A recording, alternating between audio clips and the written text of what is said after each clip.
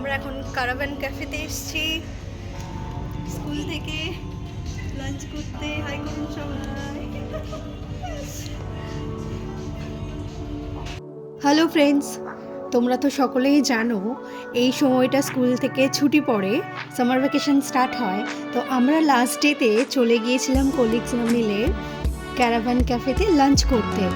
এটা Salt Lake city centre area কল্যাণ জুয়েলার্সের অপোজিটে। অ্যাম্বিয়েন্সটা দেখো কি সুন্দর, গ্রিনারি, গাছপালাতে পুরো ভর্তি, ছোট ছোট প্ল্যান্টসগুলো যে কি সুন্দরভাবে ওরা ডেকোরেট করেছিল, দেখলেই তোমরা বুঝতে পারবে।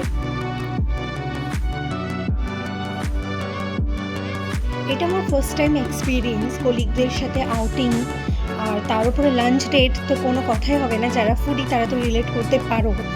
আর ডবল খুশির কথা হচ্ছে এখন 1 মাস গরমের ছুটি, তো ছুটি পেতে কার না ভালো লাগে বলো। ছুটি, একদিনের ছুটি পেলেই মজা, আর তার উপরে 1 মাসের তো আরোই মজা।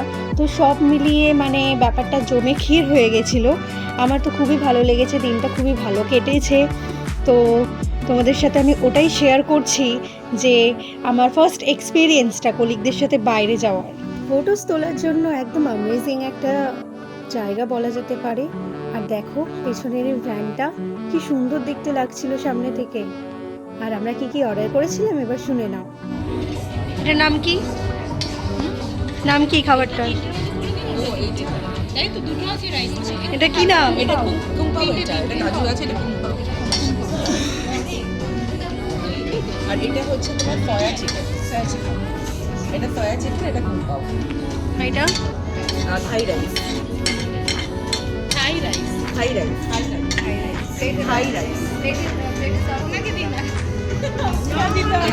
বেশি হয়ে যাচ্ছে। এটাও থাই রাইস। হ্যাঁ, সব কিছু।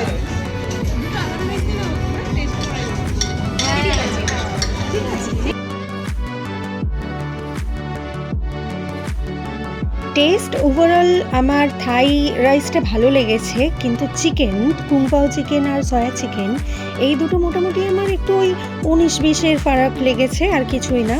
এরপর অর্ডার করেছিলাম সিঙ্গাপুরিয়ান নুডলস, সেটা দেখতেই পাবে এখন। সেটা ওই বাড়িতে মারা বানায় না ম্যাগি মশলা দিয়ে, আমার ওরকমই লেগেছিল। হ্যাঁ, সবারই লেগেছিল ওরকম, তো নাথিং স্পেশাল, মোটামুটি অ্যাভারেজ বলা যেতে পারে। বাকিগুলো অ্যাম্বিয়েন্সটা সুন্দর ছিল।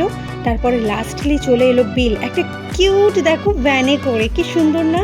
তো আজকের মতো এখানেই শেষ, টাটা।